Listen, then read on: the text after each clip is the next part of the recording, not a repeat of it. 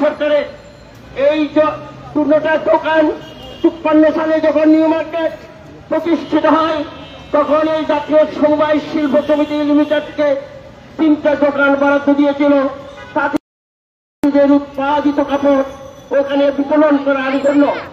সেই নিউ মার্কেটের দোকানে গোটা বছর জাতীয় সমবায় শিল্প সমিতি লিমিটেডের অনুকূলে ছিল, কাজ করে আসছে এবং দোকান আমাদের আন্ডারে ছিল। সেই 2000 যখন 1 সালে যখন নির্বাচিত হলো বিএনপি, তখন 2014 সালে আশিয়ারে আমার প্রথম দোকানটা সে 2রা জানুয়ারি 2014 সালে, তখন সে চেয়ারম্যান থাকাকালীন এই দোকানগুলা তার লোভনীয় হয়েছিল, তার লোভ করছিল। সে তখন একটা দোকান দখল করে নেয় অনেক তার দেবর নামে লুনা হোসেনের নামে। পরবর্তীতে আমরা অনেক মামলা, কোনো মামলা আমাদের আছে, মামলা চলতেছে, প্রায় 8টা মামলা আছে আমাদের এই দোকানের বিরুদ্ধে, এই মুখগুলের বিরুদ্ধে। এই মুখগুল ওকালতি করে নিউ মার্কেটে নানানভাবে এই আপনার ছড়ানা করে এই চাষিদের দোকান সে দখল করে নিয়ে যায়। এবার সরকার পতনের পর 9 আগস্ট 2024 সালে আরেকটা দোকান সে দখল করে নিয়ে যায়।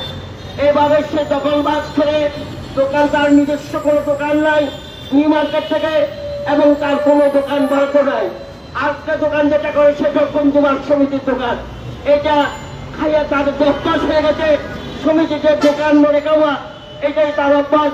সেই দোকান বা লুটতারাজবাজের জন্য তুমি দখলবাজ, দোকান দখলবাজ এই মুকুল হোসেন, তার কাছে যে দোকান এখন আছে, আগের যে দোকানটা বন্ধুবান সমিতির দোকান ছিল, আজকে আমাদের 2টা দোকান দখল করে নিচ্ছে। তার অভ্যাস সেই মানুষের দোকান দখল করে খাওয়া। এই বরিশালের থেকে আসি হাফের পর এখন নিউ মার্কেটে আসি একজন ব্যবসায়ী হিসেবে দেখে মানুষের দোকান লুটতারাজ করে, মানুষের এই কোন নামে করে মানুষের দোকান উচ্ছেদ করে সমবায়ীদের দোকান, এই সমবায়ীদের দোকানগুলা সে উচ্ছেদ করে নিয়ে নিজের নামে এখন ভাড়া দিয়ে ভাড়া উঠাচ্ছে, ভাড়া কাটছে।